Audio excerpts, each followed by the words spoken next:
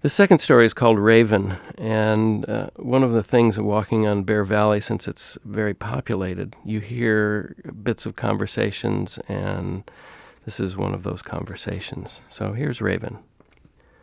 On a walk in the woods with the air fresh made and young, this is early spring in California, after the rains have largely stopped.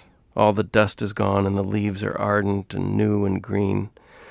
The shiny miner's lettuce and the forget-me-nots are luscious right by the trail. There were a couple of big hurricane-force windstorms this winter. The fiercest winds came only as gusts, but still they were steamroller storms. This year, 2 big firs are down, blown flat, roots up in a 15-foot disc, snaggled and ruined, raised like a giant lid over the crater.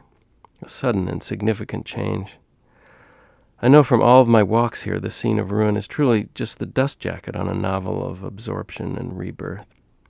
2 guys come walking down the path.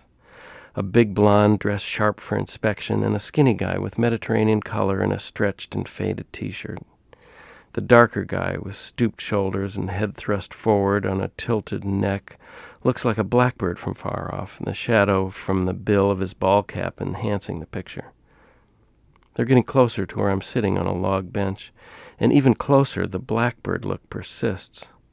Their talk comes into my focus as well. They're in their 50s, colleagues at some school, I think, from the theme of the conversation. They're loud and oblivious, and their voices are resonant in the quiet woods. Snatches ramp up toward comprehension. My dim-bulb TA got herself knocked up. The bitterness of bearing clueless colleagues, all the rancor from working at the narrow trough of petty politics too long. The big blonde guy is pressed and still neat after the long walk. Stan said he really was a creationist. The darker guy rumpled from the vigorous hike. No. What? Oh, God, what is happening at that place? Simmering anger boils up, and then, what century are we in? Like a real creationist with Bible stories? What an idiot. Can't wait to have a talk with him. Closer now, the t-shirt reveals an Indian motif, thin and faded from being the first choice in the drawer. It's a North Coast totem of raven, sharp geometric lines, black and red on the white cotton. It's a Haida raven, with a silkscreen photo of a real raven sitting on top of the head, crouched and ready to call out. Raven, creator of the universe, who tricked the sun out of its dark box. Raven, who scorched his white feathers black, filching the sun flying through the smoke hole in the big lodge.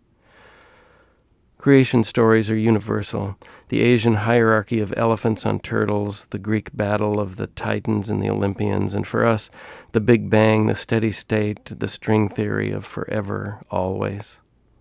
Aboriginal Australian Unambikula making people from sticks lying about, moving to the endless cycles of destruction and creation, flames and dust. Huitzilopochtli, the fiery hummingbird god of war, born to destroy the world, rising and falling like the 2 downed firs in a constant cycle, the concept of the long haul, of forever always, the hardest thing to grasp in these machine times, but less hard, breaking it down, walking in the woods on a damp spring day.